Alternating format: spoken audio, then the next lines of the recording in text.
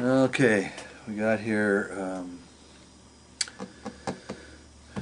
some more Misery Loves Company. I'm going to pick up a couple of related themes kind of skipped over for various reasons in the past videos.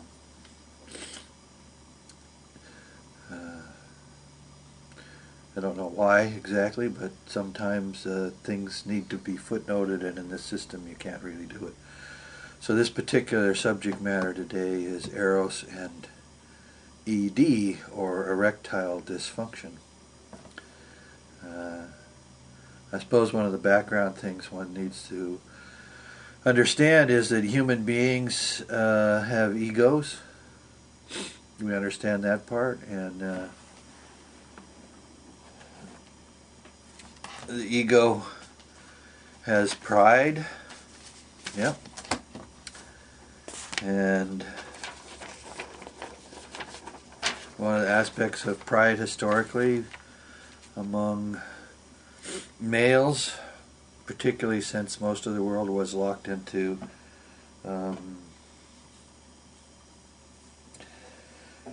patriarchal systems for so long, men tended to think that being a man meant being virile, and being virile meant being able to beget children. And in order to do this, one needs to be able to have an erection if one wants to plant a seed in a woman. Of course, when you're young, this is all very automatic, unless there's some kind of actual dysfunction. But by and large, the capacity of men to plant seeds inside of a woman in order for children to be born is very much a structure of the 3-body structure, the 4-body structure, and the 7 energy systems that we're working with, as well as the cross of love. You don't have the continuation of existence if there's not a stream of physical bodies in which people incarnate. And remember our little drawing last time about the 2 streams, the one that evolutionary biology, concentrating on the material, has come to knowledge of, and the one that we'll come to knowledge of in the future as people recognize that the spiritual is just as real as the material. Okay. So anyway, at various stages of life, men run into this problem, or what seems to be a problem, and which the culture defines as a problem, which is they don't get erections. And in American culture at the present, this is dominated by a way of looking at things that says it's a dysfunction, that men ought to be able to get erections when they're older. And I don't doubt that there are men, no doubt, that actually do get erections without Viagra or anything else when they're older. But there also is a situation which the medical establishment is aware of, and it's talked about a little bit in what you might say the pharmaceutical business end of medicine, and that has to do with the fact that a lot of modern medicines that men take for high blood pressure and other things actually has a deleterious or a negative effect on the capacity of the physical body to produce the right chemical systems, at least from a materialistic point of view, that lead to an orgasm. Or not to an orgasm, but to an erection. And so men today are encouraged on the one hand to take all these pills, and then because we have these egos and we have this sense that we're supposed to be virile into late age, then you have men running around trying to compensate for what they're taking for their high blood pressure and other stuff in order to sort of counteract that chemistry, and so we have the invention of Viagra. Now, when I started out these videos, I talked about the situation with women, the proposal that women needed Viagra, and I said, well, I didn't think so.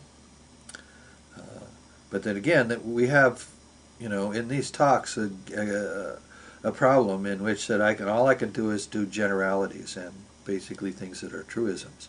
When you get down to an individual situation, the individual situation is what it is, you know.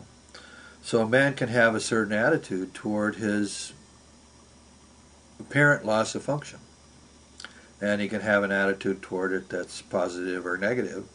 And for most men, it's kind of shameful because the culture of men, which tends to be dominated by this boyishness instead of maturity, doesn't really talk about sexuality with any kind of wisdom. So you don't have men sitting around bullshitting about the fact that they really think it's great that they don't get erections anymore. Except for now. I think it's great. It's one of the most wonderful things that happened to me when you might say that my organ of distribution of seed went into retirement. Hello? Is that what he actually said? Yes, that's exactly what he said. And as this happened, I had kind of an advantage because I also had early baldness, which again is thought to be a sign of a problem of virility, but it doesn't have anything to do with that.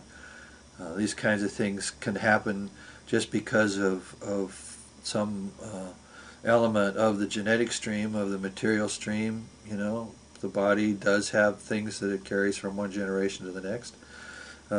It can happen because of things in food. We have no idea. We have no real causal explanations. We have theoretical explanations for why men get bald. But anyway, at an earlier stage in my life, my receding hairline went kabuka, and then pretty much I started getting very bald on the top of my head. And the question came to me was, well, do I accept this? Do I accept that this is what's going to be the future of my life? Or do I look at myself as lacking something because I don't have a lot of hair in my head? And of course, commerce, people trying to sell things,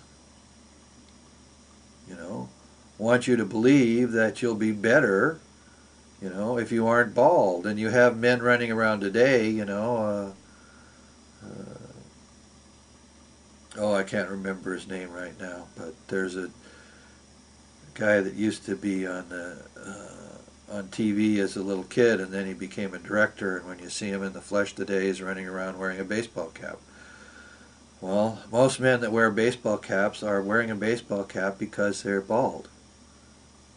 And that's why they wear a baseball cap, because they look a little younger, and they're encouraged by their environment often to look younger, like somehow there's something wrong with you if you don't age.